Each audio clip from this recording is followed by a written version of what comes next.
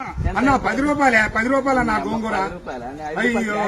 5 రూపాయల ఈ రైతు బతుకు తెలుసా అనే ఈ రైతు పత్తి బండి ఇచ్చినా మిర్చి బండి ఇచ్చినా శనక్కాయ బండి ఇచ్చినా ఏం బండి ఇచ్చినా ఏం ఫలితం ఉంది రైతు కాడ అరే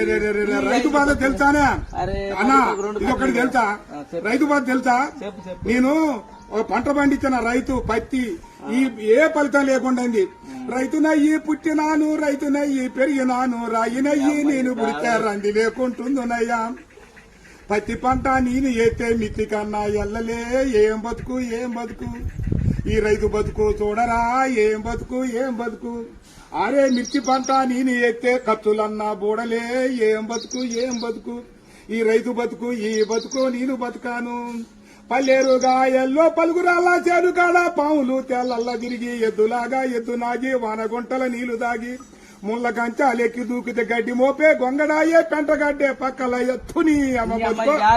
ఏం బతుకు ఏం బతుకన్నా ఈ రైతు బతుకు ఏం బతుకు అయ్యా 5 రూపాయలు అడుగుతున్నా 6 నెలల బట్టి సాగుతోని నీ ఇంటికి వచ్చి బండి నీళ్ళు 5 రూపాయల కోసం అడుగుతావు ఈ రైతు బతుకు ఎక్కడన్నా చూసుకోలేవా అయ్యయ్యో